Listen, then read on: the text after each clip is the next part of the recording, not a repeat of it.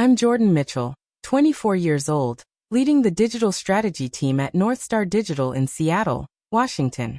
Last month, I stood in the middle of my parents' 30th anniversary celebration and watched my father, Robert Mitchell, and my mother, Diana Mitchell, face something they never saw coming. 4 years ago, they sat across from me at an elegant table in the Phoenician Resort and gave me an ultimatum that shattered everything I thought I knew about family. Quit your career or leave this family. Those 7 words changed my life forever. My father said it with such conviction, such absolute certainty that he was right. My mother nodded in agreement, her diamond bracelet catching the candlelight as she folded her hands on the white tablecloth. Before we jump back in, tell us where you're tuning in from. And if this story touches you, make sure you're subscribed because tomorrow, I've saved something extra special for you. They expected me to fold, to come crawling back to Phoenix and take my place in the family real estate empire. Instead, I walked out of that restaurant, drove to the airport, and never looked back. What they didn't know was that their ultimatum would push me to build something they could never buy or control. 4 years of grinding in Seattle's rain, eating dollar ramen in a studio apartment smaller than their walk-in closet, working 3 jobs while building campaigns that would eventually land me on the cover of Marketing Weekly magazine. They thought cutting me off would break me. It made me unstoppable. Growing up in North Scottsdale was like living inside a glossy magazine spread. Our house sat behind the gates of Desert Ridge Estates, where every lawn looked like it had been trimmed with scissors, and every driveway held cars that cost more than most people's annual salary. My father, Robert Mitchell, ran Mitchell & Associates Real Estate Development, a company his father William had founded 40 years earlier. By the time I was born, the Mitchell name meant something in Phoenix. It meant luxury condos overlooking Camelback Mountain. It meant exclusive golf course properties. It meant the kind of wealth that opened doors before you even knocked. My mother Diana had married into this world at 23 and embraced it completely. She chaired charity committees, organized galas at the Arizona Biltmore, and made sure our family appeared in the society pages of Phoenix magazine at least twice a year. Her daily uniform consisted of designer athleisure for morning Pilates, followed by carefully curated outfits for lunch meetings at the country club. Everything about our lives was designed to project success. The holidays we took to Cabo San Lucas, the front row seats at Phoenix Suns games, the way my parents would casually drop names of senators and CEOs they'd had dinner with the previous weekend. My older brother Brandon absorbed this lifestyle like a sponge. 4 years older than me, he'd majored in business at Arizona State University and slid seamlessly into a position at Mitchell & Associates the day after graduation. He lived for the golf course handshakes, the networking brunches, the carefully constructed deals that happened over 18 holes and expensive scotch. My parents beamed with pride every time Brandon closed a deal or brought a new client to one of my mother's fundraising events. He was everything they'd hoped for, a perfect heir to the Mitchell legacy. I was different from the start. While Brandon collected baseball cards of famous athletes, I collected magazines about brands and advertising campaigns. At 12 years old, I'd study Super Bowl commercials like other kids studied video games, dissecting why certain taglines stuck in your head and others disappeared. I covered my bedroom walls with print ads I'd torn from magazines, analyzing color schemes and typography choices. My parents found it quirky, even charming at first. "Look at our creative one," my mother would say to her friends, as if my interests were a cute phase I'd eventually outgrow. High school intensified my fascination with how brands told stories. I started a blog analyzing local Phoenix businesses and their marketing strategies. It gained a small but dedicated following, including Professor Angela Santos from Arizona State's marketing department, who reached out during my junior year. "You have an instinct for this," she wrote in an email that I saved and read dozens of times. "Have you thought about studying marketing at the collegiate level?" Her encouragement planted a seed that would eventually grow into something my parents never anticipated. The assumption in our household had always been clear without ever being explicitly stated. Mitchell children went to Arizona State, majored in business or real estate development, and joined the family company. It was a path worn smooth by expectation and tradition. My grandfather William had built Mitchell & Associates from nothing. My father had expanded it into a multi-million-dollar operation. And Brandon was already being groomed to take over when my father eventually retired. The third generation would continue the legacy. That was simply how things worked in our world. But during my senior year of high school, something happened that I couldn't ignore. A small Seattle-based marketing agency called Weber and Associates posted a case study about a campaign they'd created for an independent coffee roaster. The campaign had gone viral, turning a tiny local business into a regional phenomenon within 6 months. I must have read that case study 20 times, studying every decision they'd made, every risk they'd taken, every unconventional choice that had paid off spectacularly. This was the kind of marketing that made my heart race. Not the safe, traditional approach that big firms used, but creative storytelling that connected with people on a human level. I applied to the University of Washington's business school, with a focus on marketing and consumer behavior. I didn't tell my parents until the acceptance letter arrived in March of my senior year. I remember walking into my father's home office, a massive room with floor-to-ceiling windows overlooking our pool, and the desert landscape beyond. He was reviewing blueprints for a new luxury development in Paradise Valley, his reading glasses perched on his nose. I set the acceptance letter on top of his blueprints. He looked at it for a long moment, then removed his glasses slowly. "Seattle," he said, his voice completely flat. "You applied to school in Seattle." It wasn't a question. I stood straighter, trying to project confidence I didn't entirely feel. "They have an exceptional marketing program. I want to study brand strategy and digital consumer engagement." My father picked up the letter, scanned it again, then set it down with deliberate care. "Marketing," he repeated, and I heard the disappointment heavy in that single word. "Jordan, you're a Mitchell. We build things. We create tangible value in real estate, in property, in developments that will stand for generations. Marketing is just convincing people to buy things." "That's not true," I said, feeling heat rise in my chest. "Marketing is storytelling. It's understanding human psychology and creating connections between brands and communities. It's crucial to every successful business." My father leaned back in his leather chair, the kind that probably cost $3,000. "Every successful business needs competent marketing, sure. But it's a support function. You're meant for leadership. You're meant to run Mitchell and Associates alongside your brother someday." "What if that's not what I want?" I said quietly. The words felt dangerous leaving my mouth, like I'd crossed an invisible line. My father's expression hardened into something I'd rarely seen directed at me. "Want," he said, his voice dropping lower. "This isn't about want. This is about responsibility. This is about family legacy. Your grandfather built this company with his bare hands during a recession. I've spent 25 years expanding it, creating opportunities, building wealth that will support this family for generations. You think I got to choose what I wanted? But you love what you do," I protested. "Do I?" he said, and for a moment something flickered across his face that looked almost like regret, but it vanished as quickly as it appeared. "I do what needs to be done. That's what adults do, Jordan. We don't chase creative fantasies to rainy cities on the other side of the country. We honor our commitments to family." My mother had appeared in the doorway at some point during our conversation. She moved into the room with the graceful purpose she brought to everything, positioning herself beside my father's desk in a united front. "Sweetheart," she said, and her voice had that carefully modulated tone she used when trying to seem reasonable while being absolutely inflexible. "We understand you're exploring options. That's healthy. But University of Washington is not a realistic choice." Preparing and narrating this story took us a lot of time, so if you are enjoying it, subscribe to our channel. It means a lot to us. Now back to the story. You'll go to Arizona State like Brandon did. You'll major in business.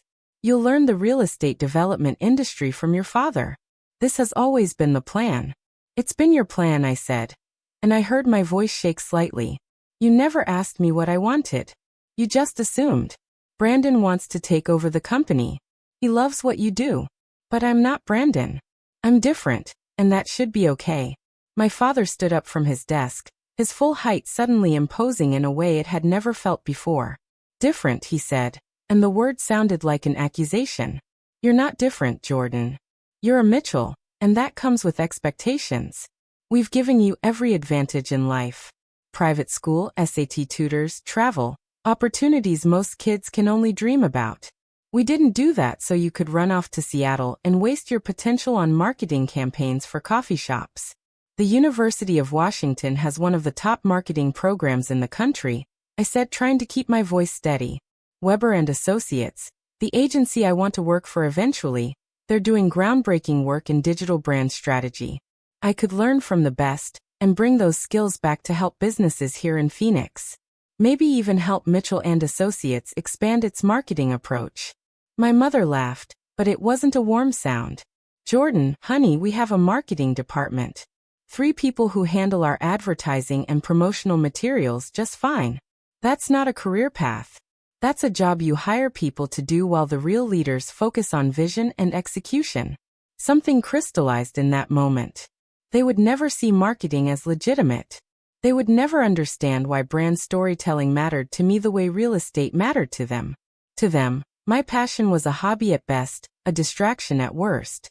You're not going to Seattle, my father said with finality.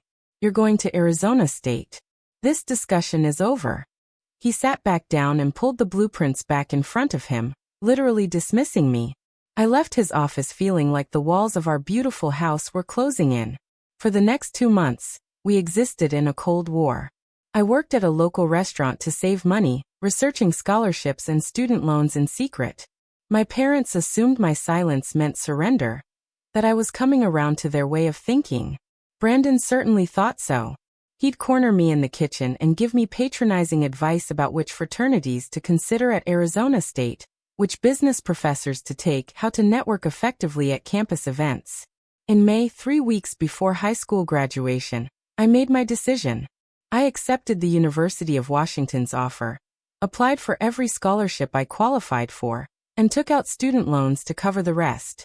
I signed a lease on a tiny studio apartment in Seattle's Capitol Hill neighborhood, sight unseen based purely on online photos. I bought a one-way plane ticket for late August. And then I waited for the right moment to tell my parents. That moment came in the form of my mother's announcement that we'd be having a special family dinner at the Phoenician Resort to celebrate my graduation and discuss my future at Arizona State. She made the reservation for a Friday evening in early June at their signature restaurant that overlooked the resort's pristine golf course. Dress nicely, she'd said. We're celebrating you taking the next step in your Mitchell legacy. The irony of those words would haunt me for years. The Phoenician Resort represented everything my parents valued about their place in Phoenix society. Nestled against Camelback Mountain, the resort sprawled across 250 acres of manicured desert landscape, with towering palm trees lining drives that led to Spanish-inspired architecture dripping with old Arizona money. The restaurant my mother had chosen, J&G Steakhouse, occupied prime real estate on the property with floor-to-ceiling windows offering views of the golf course as the sun set over the valley, painting the sky in shades of copper and rose gold that made the whole city look like it was dipped in precious metal. I arrived 15 minutes early, wearing the navy blazer my mother had bought me for college interviews she'd assumed would all be at Arizona State. The host recognized our family name immediately and led me to a corner table where my parents and Brandon were already seated, cocktails in hand. My father wore one of his custom-tailored suits, the kind he reserved for important business dinners. My mother had dressed in a cream-colored designer dress with her signature pearl necklace, the one my father had given her for their 20th anniversary. Brandon looked relaxed in slacks and a button-down, already on what appeared to be his second old-fashioned based on the empty glass beside his current one. "There's our graduate," my mother said warmly, rising to embrace me. Her perfume, something French and expensive that I'd smelled my entire life, wrapped around me like a familiar ghost. My father shook my hand firmly, his grip conveying expectations the way it always had during important moments. Brandon clinked his glass against my water goblet once I'd sat down. "To little Jordan, finally joining the real world," he said with a grin that I'd once found endearing but now recognized as condescending. The server appeared with impeccable timing, describing specials in the reverent tone reserved for restaurants where entrees cost $60. My parents ordered a bottle of wine, something from their personal collection that the restaurant stored for them, a detail my mother mentioned casually as if everyone kept private wine reserves at restaurants. We made small talk while the wine breathed, Discussions about my graduation ceremony, about Brandon's latest deal involving a commercial property in Tempe, about my mother's upcoming charity gala for Phoenix Children's Hospital. The conversation floated on the surface of things, pleasant and utterly meaningless. When our appetizers arrived, seared scallops and tuna tartare arranged like edible art, my father cleared his throat in the way he did when transitioning from social pleasantries to business matters. Jordan, we wanted tonight to be special because you're at an important crossroads. The next 4 years will set the foundation for your entire life. Your mother and I have given this considerable thought, and we want to lay out the plan for your success. He paused to sip his wine, letting the words settle. You'll be starting at Arizona State in August. We've already spoken to Dean Richardson in the business school. You'll be enrolled in the real estate development track, the same program Brandon completed. You'll live in the university apartments we own near campus, network with the right fraternities, and spend your summers interning at Mitchell & Associates. By the time you graduate, my father continued, you'll move into a junior position at the company. Brandon will mentor you in client relations and project management. In 5 years, we'll make you a partner.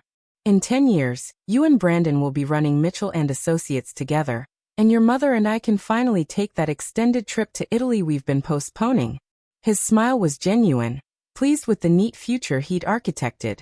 Your grandfather would be so proud to see the third generation taking the helm. My mother reached across the table and squeezed my hand. We know you've had some creative interests, sweetheart. That's wonderful for hobbies. But this is about your future security, about being part of something bigger than yourself. The Mitchell name means something in this state. That legacy is your birthright. Brandon nodded enthusiastically, already slightly buzzed from his drinks. It's going to be amazing having you on the team, Jordan. We'll crush it together. Expand into Nevada maybe, look at opportunities in New Mexico. The Southwest is booming, and we're positioned perfectly to capitalize on it. I set down my fork carefully, the scallop I'd been eating suddenly tasting like sand. I need to tell you something, I said, and my voice came out steadier than I felt. I'm not going to Arizona State. I accepted my offer to the University of Washington. I'm moving to Seattle in August to study marketing and brand strategy. The table went absolutely silent. My mother's smile froze on her face like a mannequin. Brandon stopped mid-sip of his drink. My father's expression didn't change at all, which somehow felt more dangerous than if he'd reacted with immediate anger. We discussed this, my father said slowly, each word carefully measured. We told you Seattle was not an option. I thought I'd made myself clear. You did, I said, meeting his gaze. But you told me what you wanted. You never asked what I wanted. I'm 20 years old. I get to make decisions about my own life, and I've decided I'm pursuing marketing. I've already enrolled, signed a lease on an apartment, taken out student loans. This isn't a discussion. It's what's happening. My mother's hand withdrew from mine like I'd burned her. You signed a lease, she repeated, her voice climbing an octave. You took out loans. Without consulting us. Without any regard for the family plan. Do you have any idea how this looks? How humiliating it will be when people ask where you're going to school, and we have to say you rejected Arizona State to run off to Washington. Her pearl necklace rose and fell rapidly with her breathing. What will the Hendersons think? The Callaways?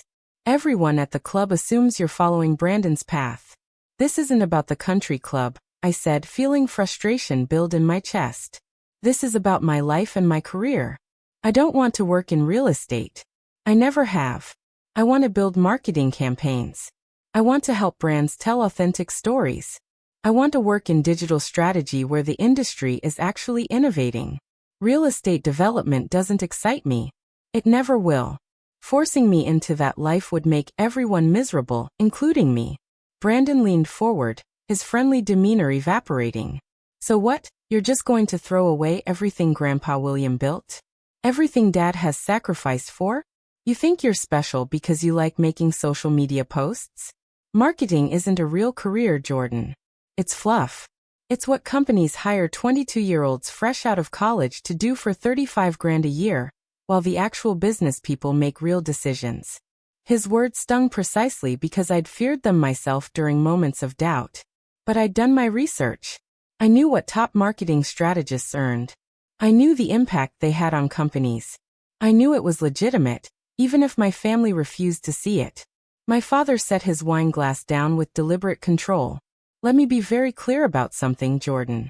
If you get on that plane to Seattle, you're making a choice. You're choosing to reject this family, to spit on your grandfather's memory, to abandon the legacy that has provided every single comfort you've ever enjoyed. The house you grew up in, the private school education, the cars, the vacations, every advantage you've had came from Mitchell and Associates. From the family business you're now saying isn't good enough for you. That's not what I'm saying, I protested, but my father raised his hand to cut me off. You're 20 years old, he continued, his voice hardening into something I'd never heard directed at me before. You think you know everything. You think you can just walk away from family obligations and chase some fantasy about being a marketing guru in Seattle. Fine. But understand this. If you reject Arizona State, if you reject the position we're offering you at Mitchell and Associates, then you're rejecting this family.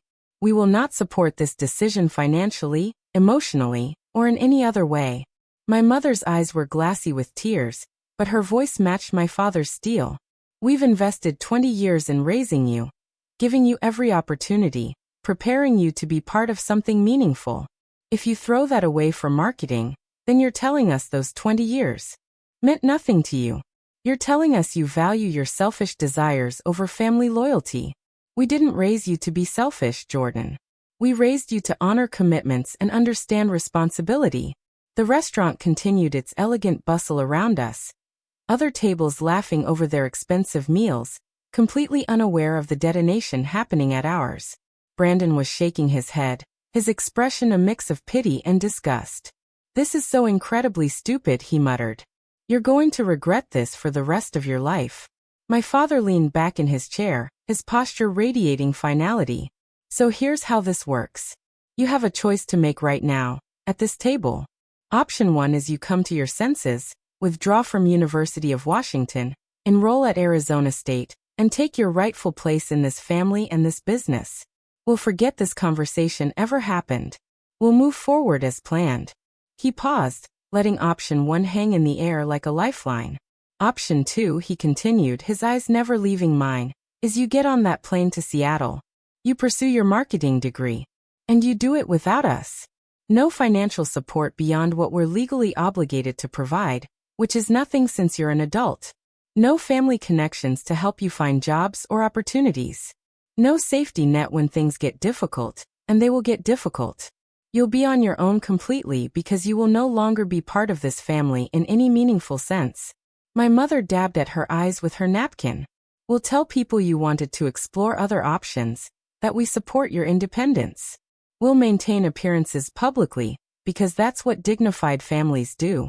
But privately, if you walk away from Mitchell and Associates, you're walking away from us. No Sunday dinners. No holidays. No family events. You can't have it both ways. You can't reject everything we've built and still expect to be welcomed home whenever it's convenient for you. Brandon added his voice to the pile-on. Think about Grandpa William, Jordan. Seriously. He built this company during a recession, working 18-hour days, missing family events, sacrificing everything so his children and grandchildren would have security. He died 2 years ago believing all 3 of his grandchildren would carry on his legacy. Me, you, and eventually our kids. You were his favorite. Everyone knew it. He used to brag about you to his old business partners, about how sharp you were, how you had the Mitchell instinct for reading people. How do you think he'd feel knowing you rejected everything he built for a marketing degree? The invocation of my grandfather was a low blow, and they knew it. William Mitchell had been my hero growing up. He'd tell me stories about the early days of the company, about risks he'd taken that had paid off, about failures he'd learned from. He'd been tough but warm, demanding but encouraging. He'd died of a heart attack in his office, literally working until his last moment. I'd spoken at his funeral, choked up remembering how he'd always made time for me despite his brutal schedule. But my grandfather had also told me once, during one of our last conversations before he died, that the worst thing a person could do was live someone else's dream while their own died inside them. He'd said it casually, while we were watching a Suns game together, but I'd never forgotten it. I loved Grandpa William. I said quietly. But he also taught me to be honest about who I was. He told me that integrity meant staying true to yourself even when it was hard. I don't think he'd want me to fake passion for real estate for 40 years just to make everyone else comfortable. My father's jaw tightened. Don't you dare use your grandfather's memory to justify your selfishness. William built a family legacy. He understood that individual desires come second to family responsibility. You would be devastated by what you're doing right now. The server approached our table tentatively, perhaps sensing the tension, to ask if we were ready for entrees. My father waved him away without looking at him. Jordan, my mother said, her voice breaking slightly, please don't do this. We're your parents. We love you. We want what's best for you. Can't you see that? Can't you trust that we have more life experience, that we understand things you don't yet? Marketing will always be there. You can explore it as a hobby later in life. But right now, we're offering you a guaranteed path to success, to wealth, to respect. Why would you turn that down? Because it's not my path, I said. And I felt tears burning behind my eyes but refused to let them fall. It's the path you want for me. It's the path that makes sense to you. But I wake up every morning thinking about brand campaigns and consumer psychology. I read case studies about marketing strategies the way other people read novels. When I imagine my future, I see myself in a creative agency war room, not in a real estate office. I can't spend my life pretending to care about property developments, when what actually excites me is storytelling through brands. My father stood abruptly, his chair scraping against the floor. Then I guess we're done here. He pulled out his wallet, threw several $100 bills on the table, more than enough to cover our barely touched meal, and looked at me with an expression that would haunt me for years. An expression that mixed disappointment, anger, and something that looked almost like grief. When you fail, and you will fail, don't come crawling back expecting us to clean up your mess. You're making an adult decision, so you get to live with adult consequences. Let's go, he said to my mother and Brandon. My mother stood, her movements stiff and mechanical. She looked at me one last time, her perfectly made-up face crumpling slightly. I hope you're happy, she whispered. I hope marketing is worth losing your family over. Brandon didn't even look at me as he followed them out, pulling his phone from his pocket, and immediately getting absorbed in it, as if I'd already ceased to exist. I sat alone at that table for 20 minutes after they left, staring at the abandoned wine glasses and untouched entrees the server would eventually clear away. Other diners glanced at me occasionally, probably wondering why someone sat alone at a table set for four with hundreds of dollars in cash sitting next to the breadbasket. The sunset had completed its performance while my life had fallen apart. The golf course now sat in purple twilight, the kind of beautiful evening that Phoenix specialized in. I eventually paid the server from the cash my father had thrown down, told him to keep the substantial change, and walked out through the resort lobby where wealthy guests moved through their carefree vacations, completely unaware that someone's entire world had just shifted on its axis. I drove home in a daze. The house was dark when I arrived. My parents and Brandon had gone somewhere else, maybe to the country club to decompress, maybe to a friend's house to complain about their ungrateful child. I went to my bedroom and started packing immediately, throwing clothes and belongings into boxes with shaking hands. I couldn't stay in that house another night, couldn't sleep under that roof knowing I'd been disowned over dinner like a business transaction gone wrong. I called my grandfather's sister, my great-aunt Rachel, at nearly 10 o'clock at night. She lived in Tucson, had always been the family rebel, the one who'd left Arizona for 20 years to paint in New Mexico before returning in her 60s. When I choked out what had happened, she was silent for a long moment before saying in her raspy, cigarette-worn voice, "Your father has always been more like his mother than like William. Too concerned with appearances, too rigid. Pack your things. You can stay with me until you leave for Seattle." I drove to Tucson that night with my car packed so full I could barely see out the back window. Aunt Rachel met me at her door at 2 in the morning, pulled me into a hug that smelled like turpentine and sage, and said, "Welcome to the family of disappointments. We have much better conversations." The next morning, my mother sent a single text message. "Your father has removed you from the family health insurance and phone plan. The car you've been driving is in his name and needs to be returned. Your belongings from the house will be packed and stored in our garage for 30 days. After that, we'll dispose of anything not claimed. There was no I love you. No we'll miss you. No door left open for reconciliation. Just logistics and deadlines. I returned the car the following week, taking an Uber to my parents' house when I knew they'd be at work. I loaded the last of my belongings that they'd stacked in boxes in the garage into Aunt Rachel's truck. As I was leaving, Brandon pulled into the driveway. He got out of his BMW, dressed in a sharp suit, clearly between business appointments. We stared at each other across the desert landscaping of our childhood home. You still have time to fix this, he said finally. Swallow your pride, apologize to Dad, enroll at ASU. This whole Seattle thing can just be a weird story we laugh about eventually. I shook my head. I'm not apologizing for wanting my own life, Brandon. I'm sorry you can't understand that. He laughed bitterly. I understand you're throwing away a multi-million-dollar inheritance for a career that might pay you $50,000 a year if you're lucky. I understand you've broken Mom's heart and made Dad look like a failure in front of all his business associates.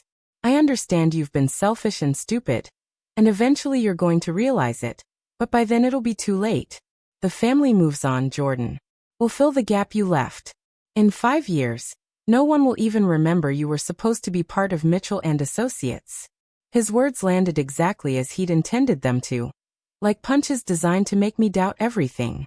But I'd already cried myself empty over the previous 3 nights at Aunt Rachel's house. I'd already processed the grief of losing my family over a decision that should have been mine to make freely. I'm going to remember I was supposed to be part of it, I said quietly. And I'm going to build something you can't buy or inherit. Something I create from nothing, just like Grandpa William did. Except I'll do it my way. I drove away from that house and didn't look back, not even a glance in the rearview mirror. Aunt Rachel helped me finish preparing for Seattle. She co-signed an emergency credit card in case I needed it, made me promise to call her every Sunday, and drove me to the airport in mid-August. At the departure gate, she grabbed my shoulders and looked at me hard. Your parents love you, but they love their idea of you more. That's their limitation, not yours. Go show them what they gave up. The flight to Seattle took 3 hours. I watched Arizona disappear beneath clouds, the desert landscape giving way to nothing but white, and felt like I was being reborn into uncertainty. No family, no safety net, no plan beyond surviving freshman year, and somehow making my marketing dreams real. When the plane descended through Seattle's famous cloud cover, and I saw the green everywhere, green like I'd never seen in the desert, the Space Needle jutting up through the mist, the water of Puget Sound gray and vast, I felt something I hadn't expected. Not fear, though that was there too, but possibility. Raw, terrifying, exhilarating possibility. My studio apartment in Capitol Hill was 270 square feet of reality check. The photos online had been generous. The place was essentially a large closet with a tiny bathroom attached. The window looked out at a brick wall. The kitchen consisted of a mini fridge, a hot plate, and 18 inches of counter space. The furniture was whatever I could afford from IKEA and thrift stores. A futon that would serve as both couch and bed. A desk made from a door and cinder blocks. Shelves constructed from milk crates. My first night there, lying on that futon and listening to the unfamiliar sounds of the city through thin walls, I let myself cry one more time for what I'd lost. Then I got up the next morning and started building what I'd gain. University of Washington's campus stretched across more than 700 acres in Seattle's University District. A sprawling maze of Gothic architecture and modern glass buildings that couldn't have been more different from Arizona State's desert aesthetic. The cherry trees that lined the quad had already started their autumn transformation when I arrived, leaves turning colors I'd only seen in movies.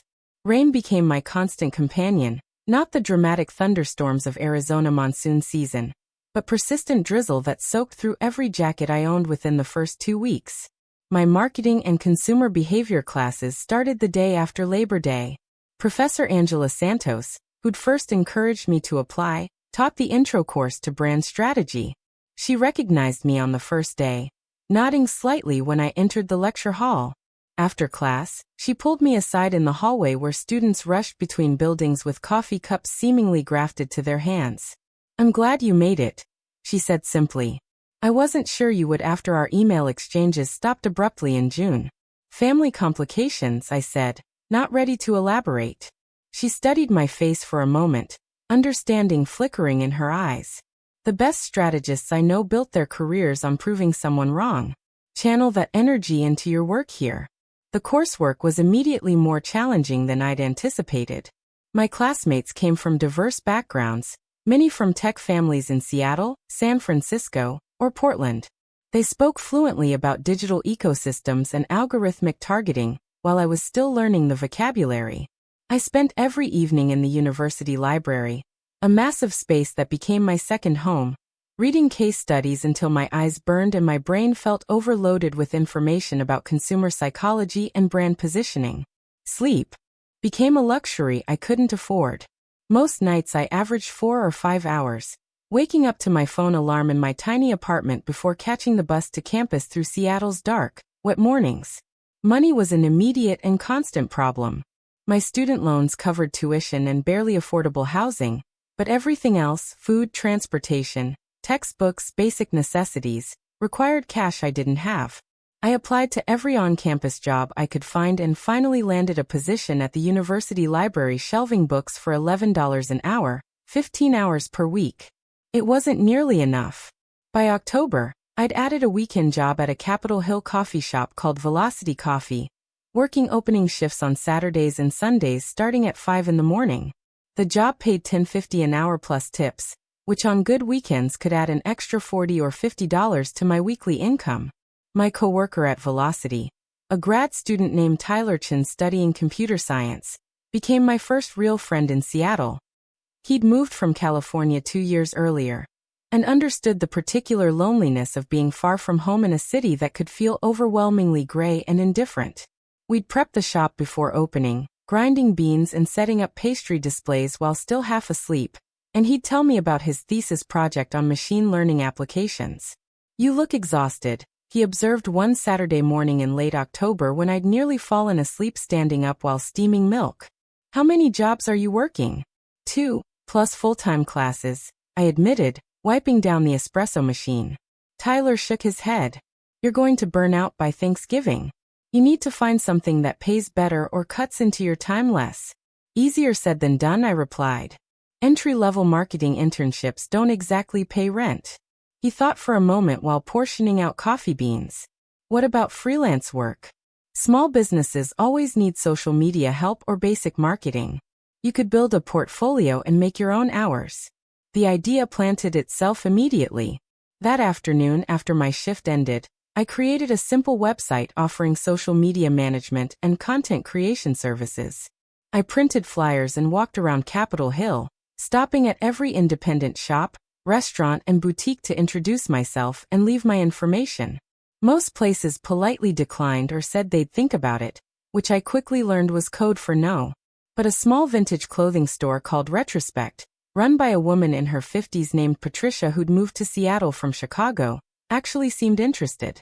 "Walk me through what you'd do for my Instagram," she said, crossing her arms and studying me skeptically.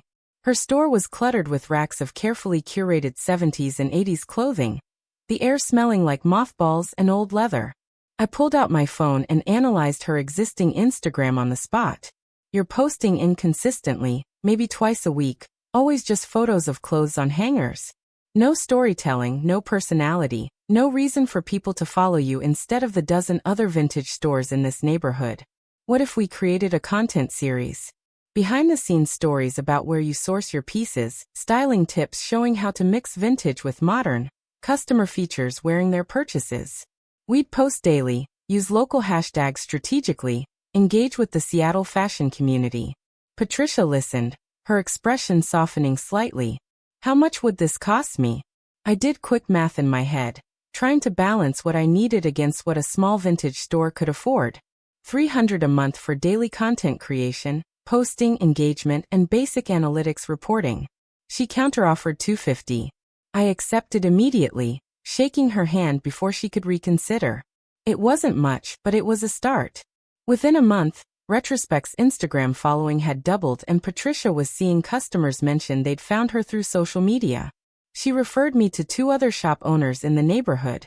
By December of my freshman year, I had 4 small business clients paying me between $200 and $300 monthly each. It meant spending my weeknights after library studying sessions creating content calendars and writing captions, but it paid better per hour than either of my other jobs, and was actually building my portfolio. My marketing classes revealed that I'd been right to trust my instincts. Professor Santos's brand strategy course became my obsession. We studied campaigns that had transformed companies, analyzing the psychological triggers and cultural insights that made certain messages resonate. I contributed to class discussions with an intensity that sometimes made other students glance at me sideways, but I didn't care. This material felt like oxygen to me, like I'd been holding my breath my entire life in Phoenix, and could finally exhale. For our final project, we had to develop a complete brand repositioning strategy for a struggling local business. I chose a small independent bookstore in Fremont called Chapter and Verse that was being crushed by Amazon and big box competitors. I spent 3 weeks on that project, interviewing the owners, surveying customers, analyzing competitive positioning, and developing a strategy that focused on transforming the bookstore into a community literary hub rather than just a retail location. My presentation argued for author events, writing workshops, book club partnerships, a podcast featuring local authors, and a social media strategy that positioned them as Seattle's literary living room. Professor Santos gave me an A+ and asked if she could share my work with the actual bookstore owners. They implemented about 60% of my recommendations over the following year, and the store not only survived but started thriving. Seeing my strategies work in the real world, even on a small scale, validated everything I'd sacrificed. Christmas break of freshman year arrived with the complicated question of where to go. I couldn't afford to fly anywhere, and the thought of calling my parents to ask if I could come home, after 5 months of complete silence between us, felt impossible. Aunt Rachel invited me to Tucson, but the flight cost was still prohibitive on my tight budget. I ended up spending the holidays in Seattle, working extra shifts at Velocity Coffee while campus was empty and quiet. Tyler invited me to his family's Christmas dinner, held at his aunt's house in Bellevue where his extended family gathered for elaborate Chinese hot pot. It was kind and generous, and I appreciated not being alone, but sitting around their table watching the casual affection between Tyler and his parents, the way his mother kept putting choice pieces of food in his bowl, the teasing and laughter, made the absence of my own family feel like a physical wound. On Christmas night, alone in my studio apartment, I broke my silence and called my mother. She answered on the 4th ring, her voice careful and distant. "Jordan." "Merry Christmas, Mom." I managed my throat tight. There was a long pause. "Merry Christmas," she replied. "How is Seattle?" "Cold and wet," I said, attempting lightness. "How are you and Dad?" "We're well," she said. "We're at Brandon's new condo. He bought a place in Scottsdale, very upscale. We're having dinner here." Another pause, heavy with everything we weren't saying. I heard my father's voice in the background asking who was calling. When my mother said my name, he said something I couldn't make out, and then I heard footsteps walking away. "He doesn't want to talk to me," I said, not really a question. My mother sighed. "He's still very hurt, Jordan. You made your choice. We've made ours. The family is moving forward." Maybe it was the loneliness of the holiday, or the exhaustion from working double shifts, or the cumulative weight of 5 months of struggle, but something broke open in me. "I didn't choose this distance, Mom. I chose a different college, a different career path. That shouldn't have meant losing my entire family. You and Dad created this ultimatum. You made it all or nothing." Her voice hardened. "We gave you options. We gave you a clear path to success and security. You rejected it. Actions have consequences. You wanted to be independent. This is what independence looks like. Does it ever bother you?" I asked, feeling tears start, "that you don't actually know anything about my life here? You don't know that I'm working 3 jobs to survive. You don't know that I'm getting A's in all my classes. You don't know that I've built a small client base doing actual marketing work. You don't know any of it because you never ask. You just decided I failed the moment I got on the plane to Seattle." "Jordan," my mother said, and her voice carried a weariness I'd never heard before, "I can't do this right now. It's Christmas. I'm with family. If you want to have a real conversation about coming home, and making things right. We can talk about that. But I'm not going to spend the holiday arguing. Making things right, I repeated. You mean giving up everything and coming back to Arizona to do what you wanted all along? She didn't deny it. I have to go. Our dinner is ready. Take care of yourself. She hung up before I could respond. I sat on my futon in my tiny apartment, looking at my phone's dark screen, and realized that I'd been holding on to some fantasy that my family would eventually come around, that they'd recognize my determination and be proud. That call shattered that fantasy. They weren't going to change their position. In their minds, I was the one who needed to change mine, to admit defeat and return to the life they'd planned for me. Tyler found me the next day at Velocity looking hollow and exhausted. He'd stopped by to pick up his forgotten jacket, and immediately knew something was wrong. What happened, he asked, and I told him about the call while we sat in the empty coffee shop during the dead hour between morning and lunch rushes. When I finished, he was quiet for a moment before speaking. My parents wanted me to be a doctor, he said. They're both physicians. They immigrated from Taiwan to give me opportunities, and in their minds, that meant medical school. When I told them I wanted to study computer science instead, my dad didn't talk to me for 6 months. He thought I was throwing away the family sacrifice for video games. His eyes were understanding in a way that made my chest ache. What changed, I asked. Time, he said simply. And success. When I got my first internship at Microsoft after sophomore year, when I started publishing research papers, when they saw I wasn't just playing around but building a legitimate career, they started coming around. It took almost 2 years. Some families need to see proof before they can accept that you were right and they were wrong. It's not fair, but it's reality. His words gave me something I desperately needed, perspective and hope from someone who'd walked a similar path. That conversation with Tyler shifted something fundamental. I stopped waiting for my family's approval and started focusing entirely on building undeniable success. If proof was what they needed, then I'd create proof they couldn't ignore. Spring semester brought new opportunities. Professor Santos recommended me for a competitive marketing internship at a boutique Seattle agency called Weber & Associates Marketing, the same firm whose case study had inspired me to apply to University of Washington in the first place.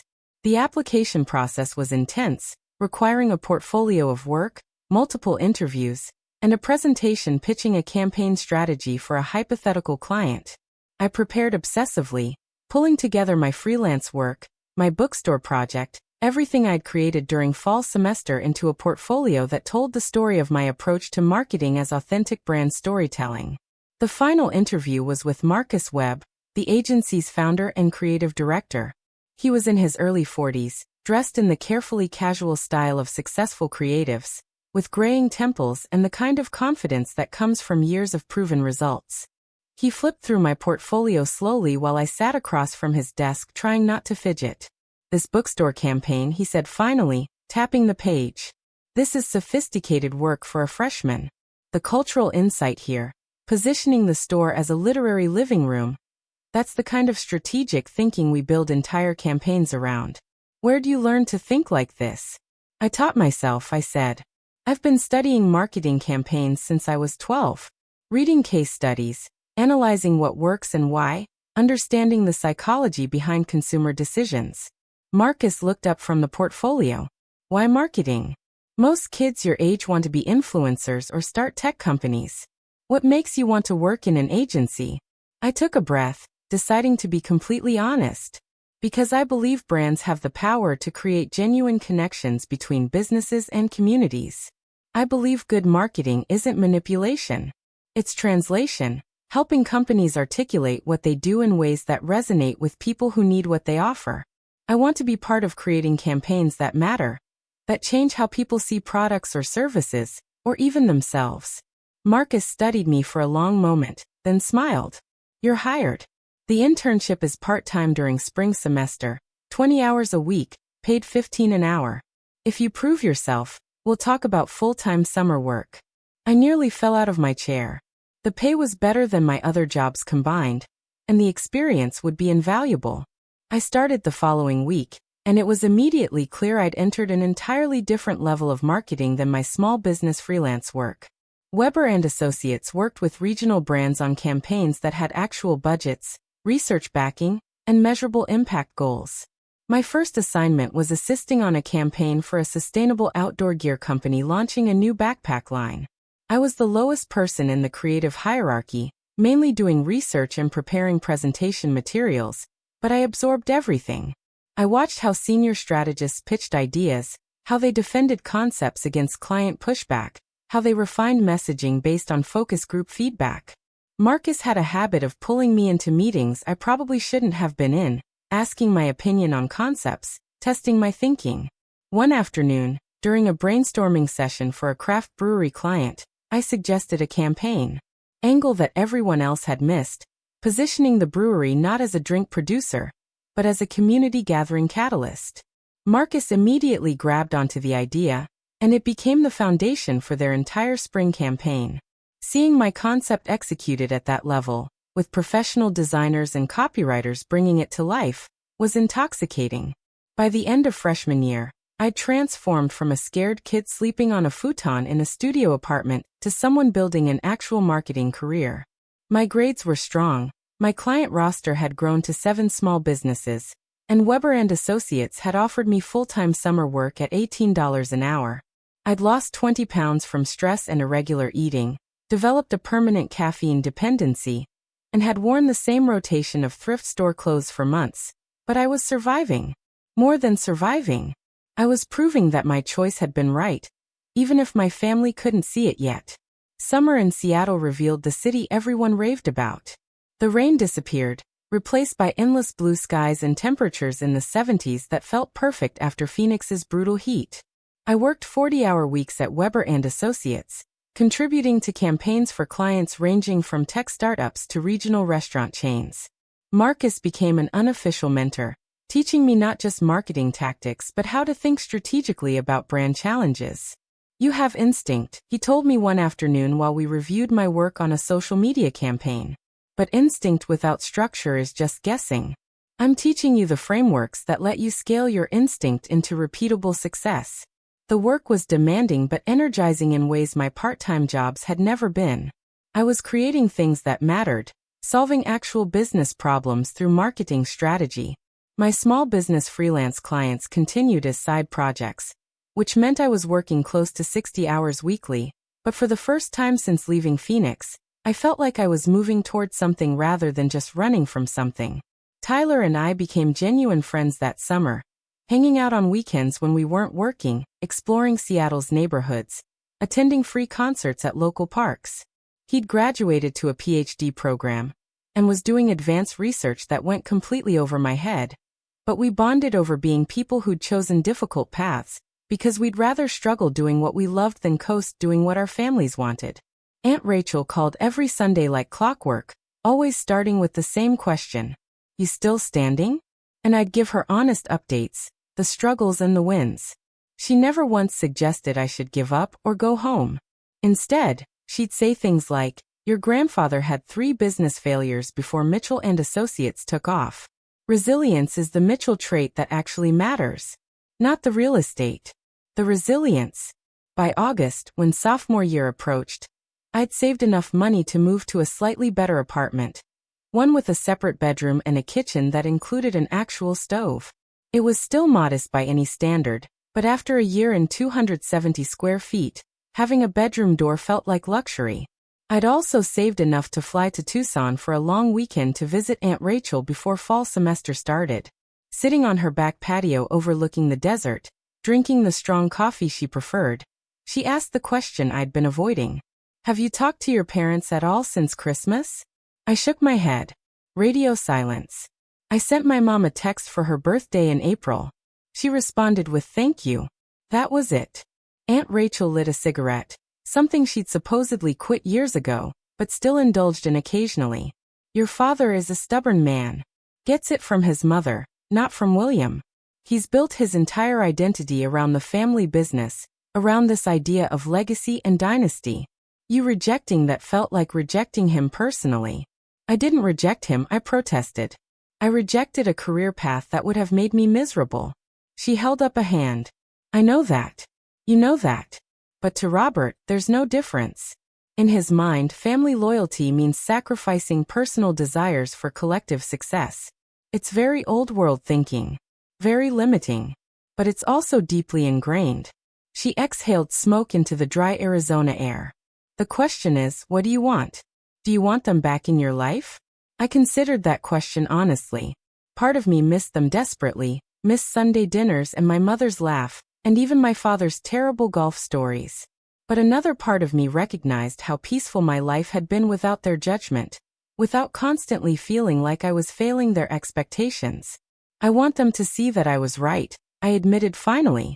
I want them to acknowledge that marketing is a legitimate career, that I'm building something real. I want an apology for the ultimatum they gave me. Aunt Rachel smiled sadly. You might be waiting a long time for that apology, kiddo. Pride is a hell of a drug, and your parents are heavily addicted. My advice? Build something so successful they can't ignore it. Then decide if you even want to let them back in. Sophomore year started with renewed focus. I continued working part-time at Weber & Associates during the school year, took advanced marketing courses that challenged me in new ways, and kept building my freelance portfolio. Professor Santos pushed me to enter a national student marketing competition, sponsored by a major advertising industry organization. The challenge was to create a complete campaign strategy for a nonprofit fighting food insecurity. I worked on that project obsessively for 2 months, developing a strategy that repositioned food banks, not as charity for the desperate, but as community resources everyone might need at some point, reducing the stigma that prevented many people from seeking help. My campaign won second place nationally. The award came with a $2,000 prize and recognition in industry publications.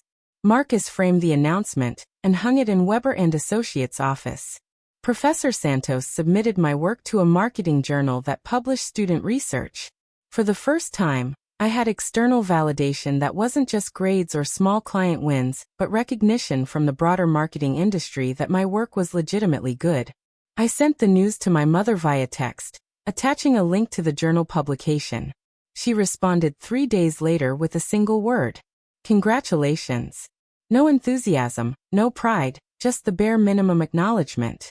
I showed Tyler the text and he grimaced. They're really committed to this ice-out strategy, he observed. Are you okay? Honestly, I said, I'm starting to be okay with it. I'm building a life they're not part of. It hurts, but it also clarifies things. I don't need their approval anymore. I just need to keep proving to myself that this was the right choice. And every day, the evidence mounted that it was. Up next, you've got 2 more standout stories right on your screen. If this one hit the mark, you won't want to pass these up. Just click and check them out.